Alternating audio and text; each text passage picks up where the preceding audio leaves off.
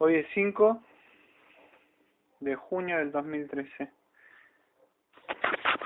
Bueno, padre, estamos un día más para estar aprendiendo esta Confesión del Hombre en 1689, este capítulo 31, del estado del hombre y después de la muerte y de la resurrección de los muertos, para que usted nos esté guiando, que nos ha dejado escrito en su santa palabra, de las cosas que van a suceder pronto, que nosotros tenemos una esperanza, seamos alentados, no como el mundo que anda sin esperanza, tan alejados del pacto, que podamos estar alegres y gozosos por esta esperanza que usted nos ha dejado en su santa palabra. Pido que me esté guiando por su Santo Espíritu y por medio también de la Escritura que han sido inspiradas. Vamos a seguir esta parte, la parte 2 de este estudio del estado del hombre después de la muerte y de la resurrección de los muertos. Voy a hacer un pequeño repaso y voy a seguir con lo que había quedado, que estábamos viendo en una parte. En esta parte no, este repaso no va a ser lo que estábamos viendo de Waldron, que me había apoyado o auxiliado yo para ver. Dentro de un rato me voy a volver a él, pero ahora voy a hacer un repaso sobre lo que estuvimos viendo para que se refresquen las memorias. Sabemos que el hombre, a causa del pecado, él así fue destituido, o sea, fue desterrado del paraíso, y él le dijo al hombre que estaba caído, o sea, en pecado: al polvo eres y al polvo volverás, en Génesis 3:19. Entonces el hombre,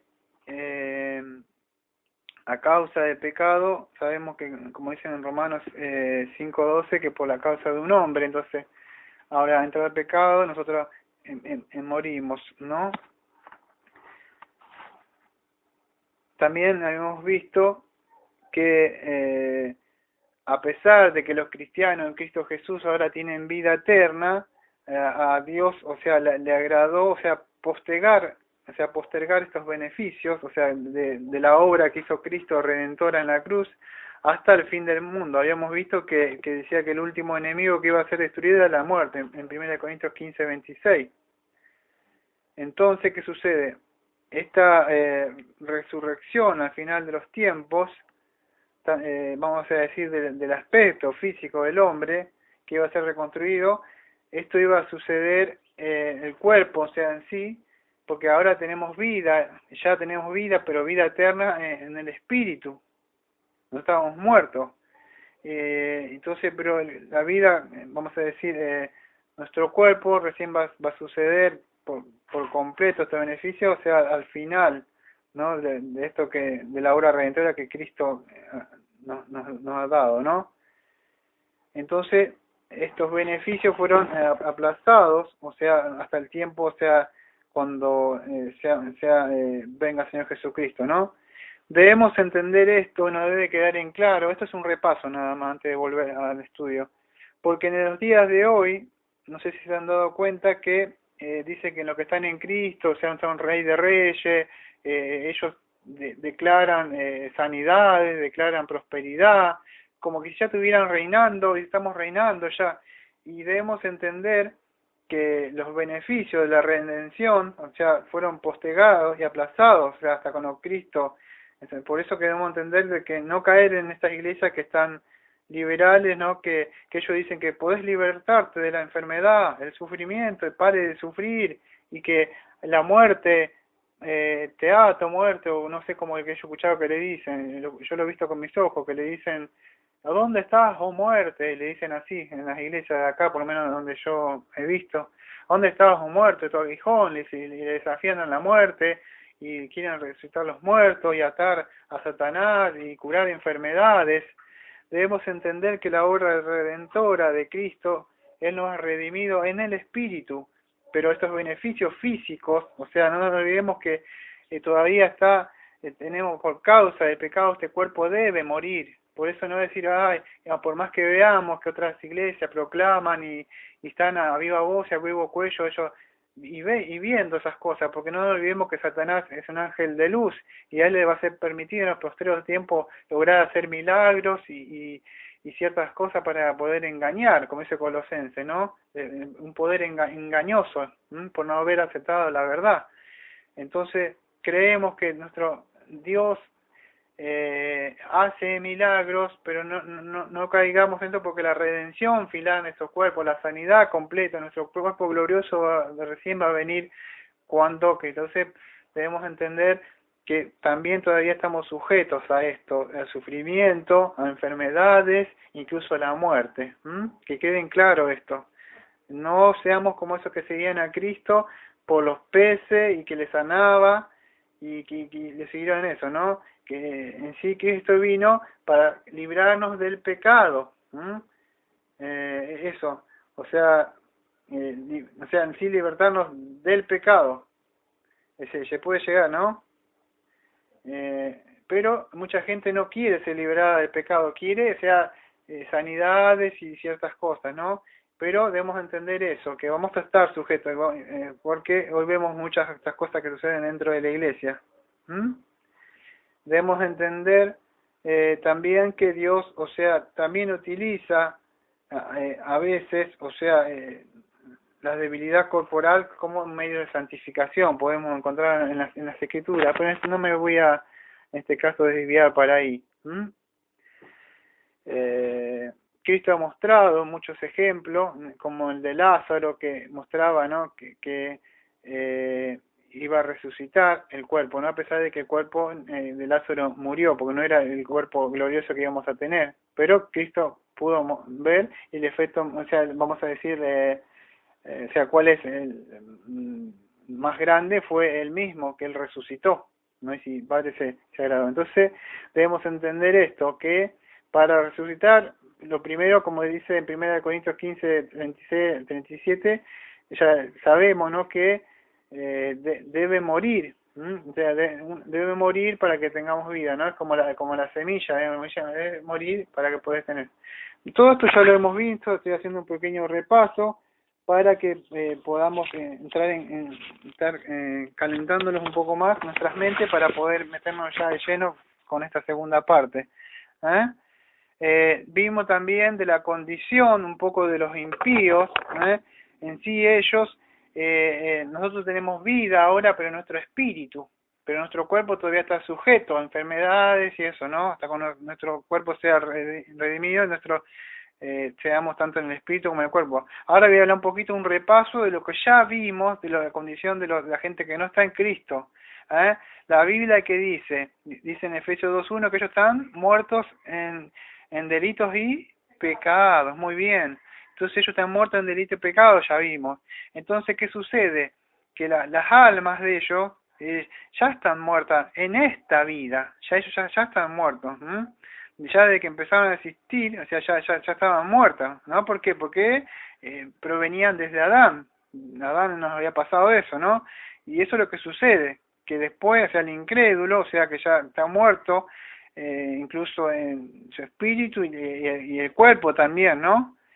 Y eso se va a cumplir más completamente, o sea, al fin de los tiempos, porque la ira de Dios ya está sobre ellos y permanece sobre ellos, ¿no?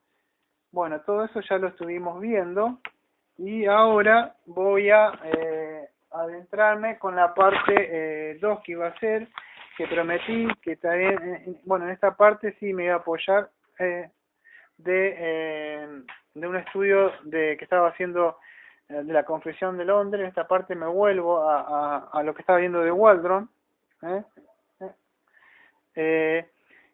Y él había hecho, yo dije que él había hecho un catecismo sobre el estado intermedio de los creyentes. Ya lo expliqué esto, si no lo entienden mucho. En sí esto es sencillo para que lo puedan entender. Lo complicado va a ser cuando entremos, cuando hablemos de los aminialistas, postmilenialistas, y eso se va a complicar un poco. Esto no es tan difícil. Quizá para algunos sea difícil, pero bueno, les recomiendo que escuchen la primera parte que ya hemos visto, que se llama parte 1. Esta es parte 2. Entonces vamos a ir con el catecismo que él ha hecho sobre el estado intermedio de los creyentes, e incluso algunas cosas si no se entienden, le voy a tratar de explicarlas. Él levanta tipo catecismo, algo así, él creo que ha hecho algo parecido como a la confesión de Westminster o el catecismo menor de Westminster, algo así creo que él ha hecho algo parecido así, porque esto está idéntico, creo que lo habrá sacado de algo parecido a él, algo así. Pero dice así, pregunta 1, ¿a dónde van los espíritus de los justos al morir? La respuesta, van a estar con Cristo. Por eso yo digo, mucho de este catecismo ya lo he explicado yo en el estudio primero. Entonces, ¿de dónde van los espíritus? ¿Qué sucede con nuestros espíritus? Mueren. Dice, oye, ¿dónde van? ¿Van al limbo? ¿Van a qué parte van? No, las escrituras dice que van con Cristo, porque me es ganancia a mí morir. Yo muero y voy ahí con Cristo. Entonces a mí me es ganancia morir. Y eso es lo que muestra las escrituras y es nuestra seguridad, nosotros lo que queremos, ¿no? Eso mismo creían también en el Antiguo Testamento, hay muchos textos que hablan sobre eso, sobre que hablaba, ¿no? Voy a ir un poco por arriba, ¿no? Nada más sobre esto. Vamos a la pregunta 2, ¿dónde está Cristo? O sea, ¿qué dice la Escritura dónde está Cristo? La respuesta es que Cristo está exaltado hasta lo sumo en el cielo.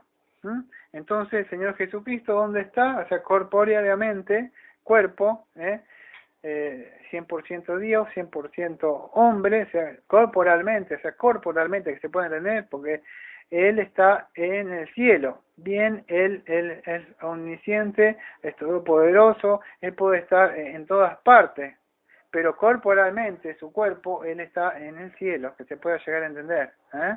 Él sí puede estar en todas partes, como lo vio a este que estaba bajo la higuera, ¿te acordás que te vi sentado? O sea, Él puede estar en todas partes, pero su cuerpo en sí corporalmente está en el cielo. Pregunta 3, ¿qué es el cielo? La respuesta, el cielo es la morada especial de Dios, donde manifiesta particularmente su gloria. Entonces, ¿qué es el cielo? ¿Cómo lo podría definir? Es la morada, o sea, especial de Dios, donde Él manifiesta particularmente su gloria. En sí, el cielo es un lugar que se puede definir como la morada, donde especial, donde Dios está, donde Él manifiesta hacia particularmente la gloria de Él. La misma Escritura dice que nos enseña que los cielos no pueden contenerlo a Él, a Dios.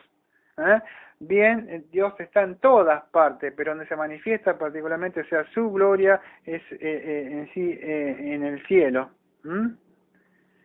Pregunta, vamos a ir a pregunta 4. ¿Es el cielo entonces un lugar? La respuesta, sí. El estado físico de Enoc, Elías y especialmente nuestro Señor nos aseguran que el cielo es un lugar físico. Entonces, la pregunta esta es, él levanta diciendo, ¿el cielo entonces es un lugar? Estás preguntando qué es el cielo. ¿Es un lugar donde hay nubes, donde todo espíritu, o sea, algo abstracto? ¿Qué es? O sea, no, el lugar es un lugar físico, para que se pueda entender algo así. O sea, algo físico. ¿Y cómo podemos comprobar esto? O sea, ¿hay alguna prueba para decir eso? Y sí, él muestra, o sea, por Enoc y Elías, y especialmente ¿quién? El Señor Jesucristo. Si ellos fueron en un cuerpo, Enoc y Elías fue en un cuerpo, y Cristo fue en un cuerpo, entonces no puede ser algo abstracto, así como algo de la mente, físico, hasta cuando no. Si algo físico, o sea, si fuera un físico, entonces tiene que estar en un lugar físico, no puede estar flotando en un lugar. Quizás nuestra mente no la podemos entender, pero es así. Es un lugar donde sí hay lugar, como podría ser, no sé, Mar del Plata, Buenos Aires, es un lugar que sea, solo que acá nosotros no lo podemos ver.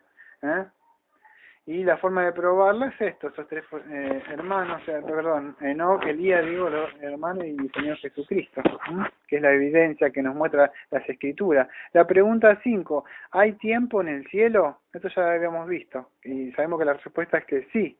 A pesar de que Dios, o sea, trasciende en el tiempo, Dios es eterno, Él no tiene tiempo, o sea, en sí cuando Él viene, Él se introduce en el tiempo, pero en sí no hay tiempo, Él no tiene principio ni fin.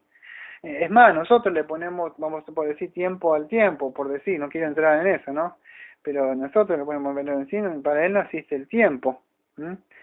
Pero para los que están ahí, o sea, sabemos que todavía los que han entrado, ya lo vimos, Apocalipsis 6:11 la otra vez, y lo que se va a complicar un poquito, no sé si voy a hacer tiempo mañana, cuando haga, que va a explicar un poquito de Apocalipsis 4, del 6, de 4 al 6, que es que no es el momento de hacerlo, pero voy a tratar de hablar un poco sobre eso.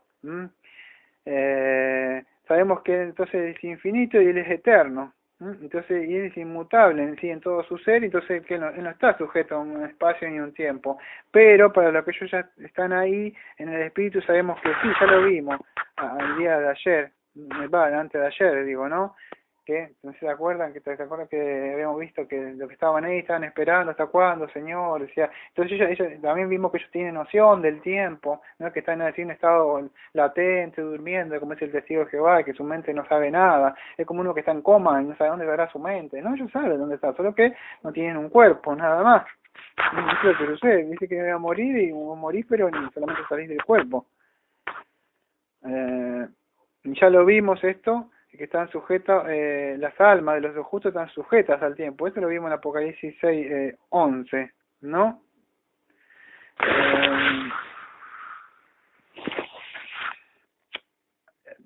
Muchos creen que no hay tiempo en sí hay un texto en Apocalipsis 10, versículo 6, que la Reina Valera 1960 la traduce que el tiempo no sería más. Entonces, por ese texto se cree que dice, no hay más tiempo ahí adentro.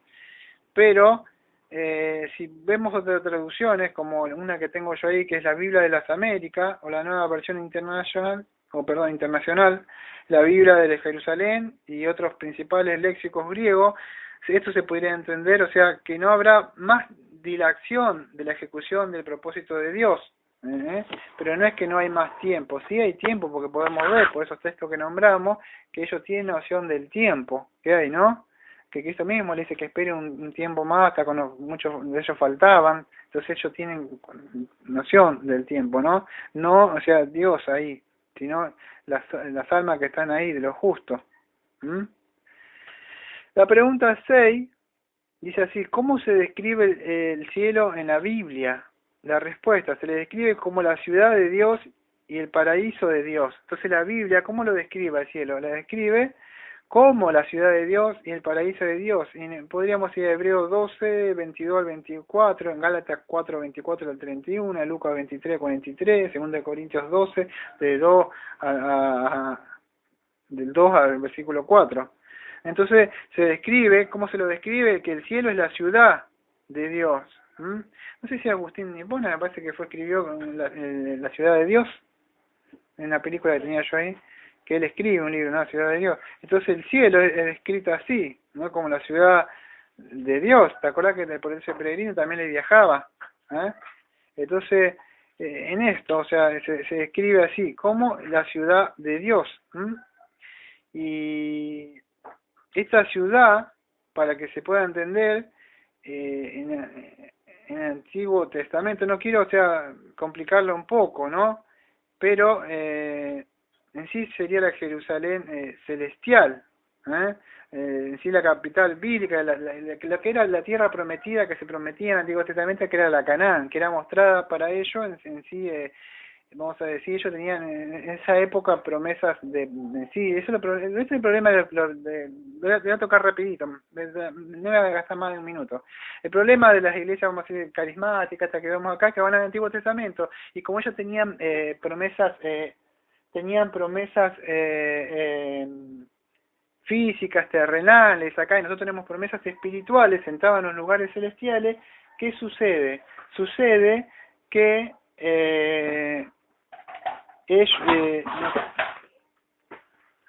nosotros tenemos la promesa espiritual, y eso es lo que sucede con ellos, ¿no? O sea, al final me perdí un poquito por esa distracción, pero eso es lo que sucede, ¿no? Que la ciudad de Jerusalén, o sea, en sí estaba representando a la Jerusalén celestial, o sea, la tierra prometida de Canaán, que vemos en Hebreos 11:16. Eso es lo que se puede llamar. Entonces, y el cielo también, o sea, ¿cómo podemos que el cielo, cómo podemos describir el cielo también en la Biblia? La otra descripción, que el cielo es el paraíso de Dios. Esa podríamos hacer otra descripción, de que es un parque hermoso, un huerto. Eso es lo que utiliza la Biblia, esas dos descripciones son las que describe la Biblia. En el paraíso vemos en Apocalipsis 2:7 que vemos, o sea, que en el huerto de Edén, que había ya también, había un árbol de la vida, y el hombre tenía comunión con Dios y estaba en perfecta justicia y felicidad. Y lo mismo, entonces el cielo es eso, va a ser un regreso, por decir, o sea, de nuevo al huerto de Edén, ¿no? O sea, va a tener de nuevo comunión con Dios la persona que perdió por la caída, el pecado. Entonces ese es el ejemplo que está relacionada en esa tierra que tenía prometida, que vemos en el Antiguo Testamento, que es la tierra de Canaán, ¿no? Es el reposo que vamos a tener nosotros, el pueblo de Dios, como dice Hebreo 11:16.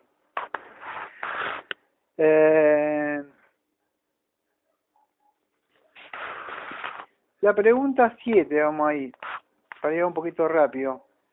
Dice, ¿cuál es la bienaventurada condición de los espíritus de los creyentes en el cielo? Respuesta, son hechos inmutables y perfectamente santos y felices en sí mismos. Entonces, ¿cuál es la bienaventurada condición de los espíritus de los creyentes en el cielo? Y la respuesta, son hechos inmutables, perfectamente santos y felices en sí mismos. Y se dan estas 4 respuestas. Voy a tratar de tocarlo por arriba, hace un poquito a cada una de estas respuestas acerca de la condición de los espíritus de los creyentes en el cielo. No sé si se puede llegar a entender, o este hermano, este pastor, la hace muy difícil. Pero ahora tratar de explicarlo, a ver con mis palabras. ¿Cuál es la condición del espíritu cuando está en el cielo? Ya están usar las palabras de él porque si no la complica bastante. O sea, ¿qué condición vas a tener cuando estás en el cielo? Yo voy al cielo, mi espíritu, pero ¿cuál es tu condición? ¿Cómo va a ser tu condición? Algo así lo que él quiere decir, ¿no? Y él explica una de las 4 que es inmutable. ¿Por qué dice que es inmutable? Porque mismo, o sea, Dios mismo dice que son irrevocables los dones, el llamamiento de Dios en Romanos 11:29. Entonces, si él dice, o sea, algo es que algo se va a cumplir, ¿no? Y la persona va a estar perfectamente feliz y santa en sí misma, ¿no?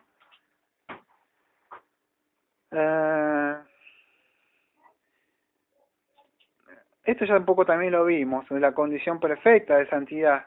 Ellos van a estar en la condición de los espíritus en el cielo, ellos van a tener una condición de perfecta santidad.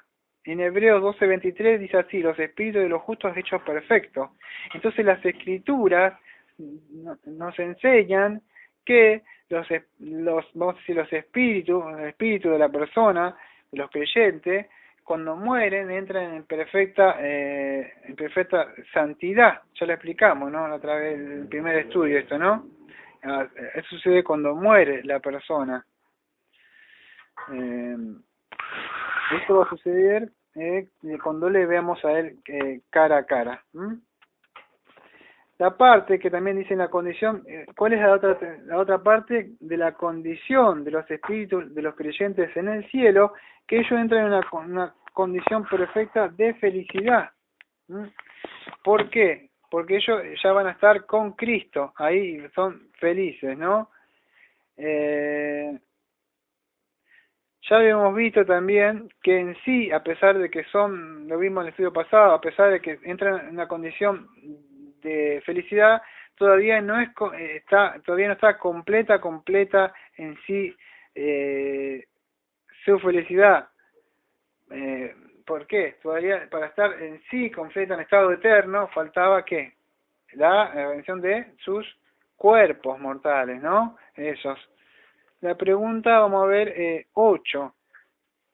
¿Qué hacen estos espíritus en el cielo? Bueno, eso también un poquito lo hablé yo, sacando fuera de este... mayoría de estas cosas ya la expliqué yo otra vez, solamente que quería explicar lo que él decía en su catecismo. En la pregunta 8 dice, ¿qué hacen estos espíritus en el cielo? Entonces, bueno, ya sé entonces cuál es mi condición, cómo voy a estar, pero ahora qué voy a hacer, voy a tocar el arpa, ¿qué voy a andar haciendo por ahí? Saltando en las nubes. O sea, ¿qué es lo que voy a estar haciendo? Porque no sé qué voy a estar haciendo. ¿Qué enseñan las escrituras? Las escrituras, bueno, la respuesta ponen, descansan en la Canaán celestial, se comunica con su conciudadano en la Jerusalén celestial, y reinan con Cristo, y contemplan a Dios, y la intercesión del Cordero es el verdadero templo donde sirve de hablar a Dios. Bueno, esa es vamos a tener la respuesta teológica que él da, ¿no? Yo trato siempre de hacerla con mis palabras para que se pueda llegar a entender, pero es una respuesta teológica de él, así bien, ¿viste? Escrita.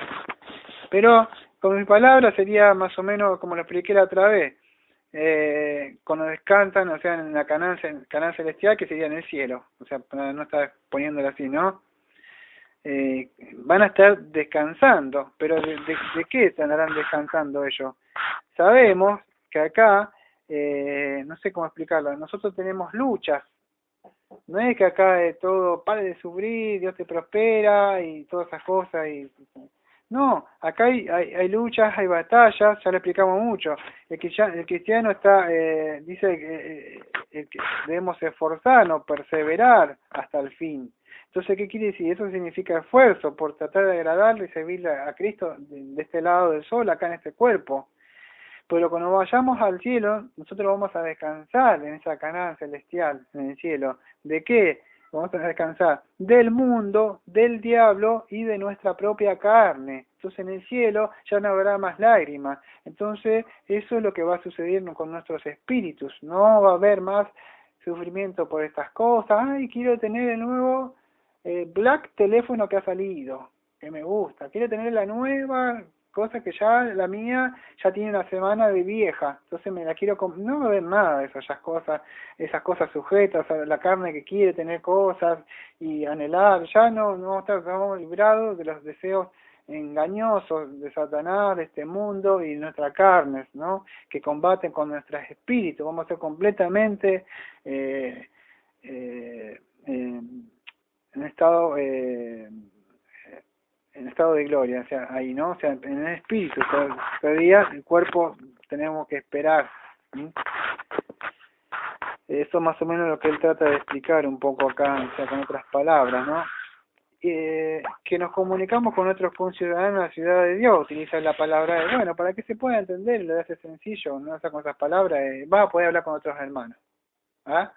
Te vas a poder reconocer, hablar con otros hermanos, ya lo tocamos la otra vez, no es que no, si quién sos vos, no me acuerdo de vos, o sea, ¿qué haces? Como yo viví en el año 23 después de Cristo, justo, ¿sabés cuándo pasó? No, cuando yo vivía cuando estábamos en el culto en las cavernas, yo no sé cómo creamos no, yo viví, ¿sabe cuándo?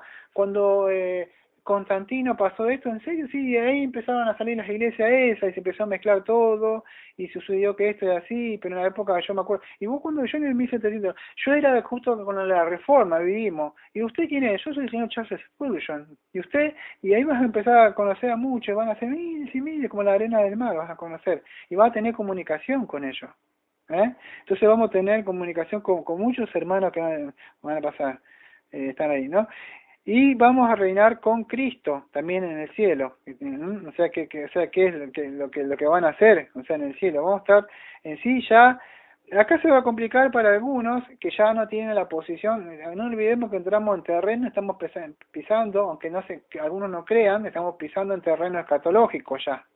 Las cosas que van a suceder. Esto que yo voy a decir, por supuesto, acá, hasta ahora veníamos bien.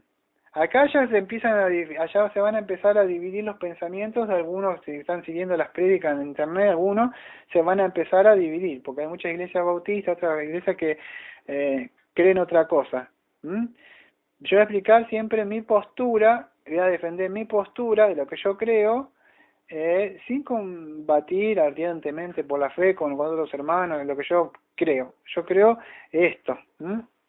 Trato de respetar, o sea, lo que otros hermanos creen, pero yo creo que esto, porque vamos a reinar con Cristo, pero en sí legalmente los cristianos, o sea, ya estamos sentados en los lugares celestiales, dice las Escrituras, porque ya cuando estamos unidos con Cristo, ya estamos, como dice Waldo, ya estamos participando, dice, en su glorioso reinado, en Efesios 2:6, Colosenses 2:1 al 3. Si ya haber resucitado con Cristo, si ya está con Cristo reinando, entonces si ya estamos sentados, ya estamos ahora. ¿Qué sucede? Que es legalmente, o sea que ya estamos, pero vamos a decir, como él dice personalmente, o sea, cuando él venga corporalmente, eso se va a completar en sí en su totalidad, vamos a decir en su cumplimiento final, en el regreso de Cristo. Esto es lo que sucede, que a veces no se entiende. Dice, ay, pero dicen los 1000 años se van a cumplir esto. Es que ya en el Espíritu, o sea, Dios ya está reinando ahora por medio de las iglesias, que ya lo vimos a través del gobierno de las iglesias. Ya está reinando, está gobernando teocráticamente, por decir, acá por sus iglesias él ha constituido, o sea, por decir gobernadores, o sea, los líderes que ha puesto, pero en sí ya está el reino de Dios, porque el reino de Dios ha llegado, vosotros arrepentidos de vuestros pecados. Entonces el reino de Dios ya ha llegado, está en sentido espiritual, en el sentido en el que Él va a venir, o sea, físico todavía falta. Se puede llegar a entender, por eso que por ahí ya, esto es como entramos en lo que mucho habla Waldron, lo que hablan Antonio, no sé si era Antonio o Anthony o Quema, me parece que es la Biblia del futuro, y muchos otros reformadores que hablan que en ahora, pero todavía no. Que es que ya estábamos ordenando, pero todavía no, porque todavía no está, en sí, todavía está el trigo, está la paja mezclado, y cuando venga recién va a estar, pero ya en sí estamos reinando, ¿no? Entonces eso es lo que sucede, que vamos a reinar con Cristo en su totalidad cuando él venga, ¿no?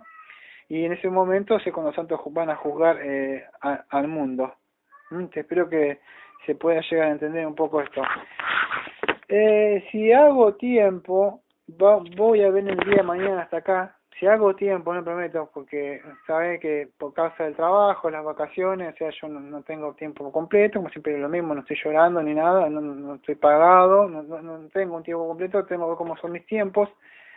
Para los domingos, sí, los domingos, por supuesto, el día del Señor es el día del Señor y eso es inmovible, pero estos estudios aparte dependen de mi trabajo.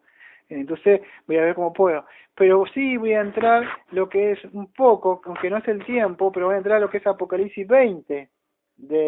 Y un poco ahí lo que se va a complicar, aunque todavía no tendría que haber entrado, pero vamos a tocar un poco porque habla de eso. En sí tendría que hablar cuando entrara, porque esto es largo. Yo lo había hecho muy corto. En sí le voy a confesar, yo tenía algo para hacerlo en sí constantemente corto. No iba a ser tan largo el estudio, porque me faltaba me faltaba del juicio final. Ahí es donde iba a entrar las demás posturas escatológicas. Esto podía haber durado 20 minutos si quería yo.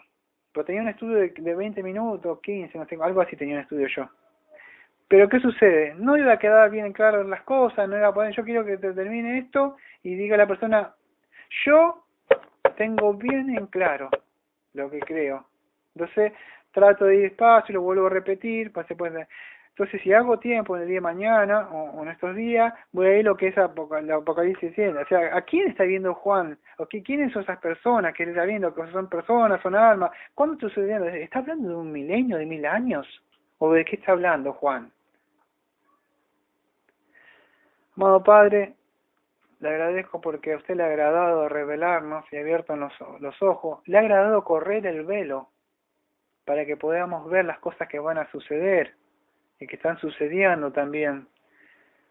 Le pido que abra nuestras mentes, nuestros entendimientos, que estos conocimientos no nos hagan jatacciosos, no nos hagan creer que sabemos más con la idea de ir a escribir y refutar en lugares que hay hoy como Internet, Facebook, esos lugares que hay, y esto hace que muchos se levanten como teólogos y otros que se dicen también apologistas de la fe y están combatiendo y peleando. Usted nos mandó a predicar el Evangelio de Cristo, pero estas cosas también están escritas. Es necesario que yo predique de esto, porque se predique de todo el consejo de usted. Bien, dice la palabra, nadie sabe la hora de la venida, pero también las Escrituras nos advierten, dice, que debemos estar atentos, porque el Hijo del Hombre vendrá en el menos momento pensado. Cuando menos ustedes lo crean, cuando diga paz, vendrá el Señor. Entonces debemos tener un equilibrio, no estar todo el tiempo así, hablando, pensando en eso, porque no sabemos, pero también en el momento menos pensado puede llegar la trompeta. Esto no hace que no estemos alerta, pero también estamos haciendo la obra. ¿Cuál es? La obra es evangelizar también. Pero eso también es una forma de evangelizar, porque va a haber un juicio, va a venir Cristo, a advertir a las personas también de lo que va a venir y darles esperanza por medio del Evangelio. Por eso le agradezco que también esta iglesia, porque también para esta iglesia, también principalmente, para que esté creciendo, para que también quede grabado por los posteros que van a venir, y algunos que pueden llegar a ser beneficiados en diferentes partes del mundo, aparte de acá de la Argentina. Le pido todo esto en el nombre de nuestro amado Señor Jesucristo, y como siempre decimos esta iglesia bautista de la gracia de Mar del Plata. Amén. Amén.